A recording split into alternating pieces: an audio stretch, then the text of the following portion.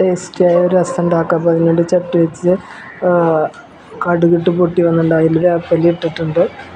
വേപ്പില ആയി വരുമ്പോൾ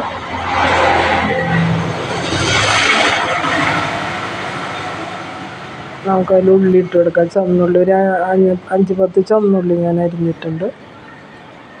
അത് നന്നായി ആവണ വരെ നമുക്ക് ഇളക്കി കൊടുക്കാം.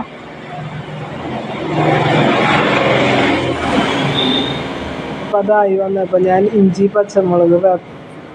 പച്ചമുളക് വെളുത്തുള്ളി അത് നന്നായി ചതച്ചത് ഞാനിതിൽ ഇട്ട് കൊടുത്തിട്ടുണ്ട്. അതൊരു 1.5 സ്പൂണോളം ഉണ്ട്.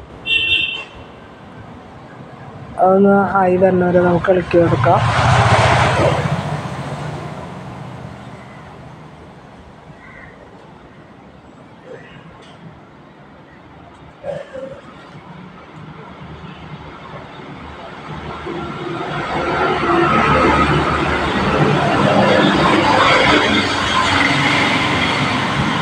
അതായി വന്നപ്പോൾ ഞാൻ തക്കാളി ഇട്ട് കൊടുക്കുന്നുണ്ട്.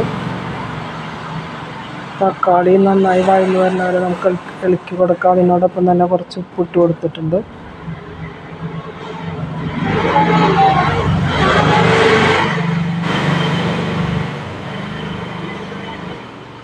പിന്നെ ഇനി അതിലേക്ക് നമുക്ക് പൊടികൾ ഇട്ട് കൊടുക്കാം. 1 ടേബിൾ സ്പൂൺ മല്ലിപ്പൊടി, അര സ്പൂണ് കാശ്മീരി മുളക് പൊടി, 1 സ്പൂണ് മഞ്ഞൾപ്പൊടി. അതിട്ട് ആദ്യം ഇളക്കി കൊടുക്കാം.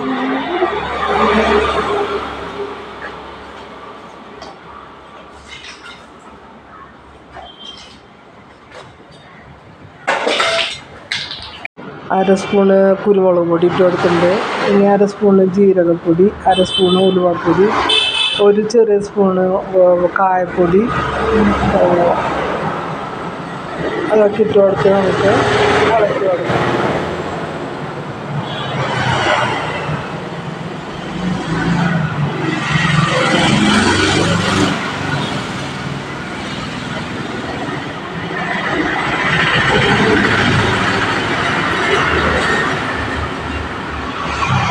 ഇതിലേക്ക് നമ്മൾ പുളി കലക്കി വെള്ളം വെച്ചിട്ടുണ്ടായിരുന്നു. ഞാൻ കരിച്ചിട്ട് അത് ഞാൻ അതിലേക്ക് ഒഴിച്ച് കൊടുത്തിട്ടുണ്ട്.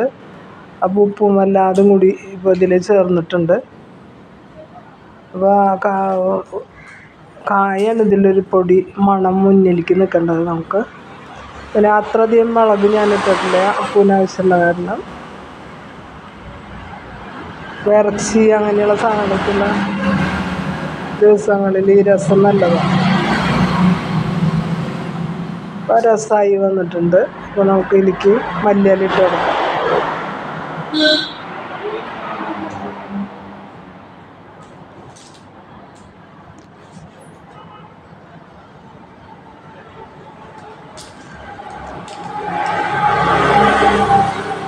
ഞാൻ വറ്റൽമുളക് എണ്ണയിലൊന്ന് ചൂടാക്കി ഞാൻ അതിലിട്ട് കൊടുത്തിട്ടുണ്ട്. അത് ആദ്യം ഇടാൻ മറന്നതുകൊണ്ട്.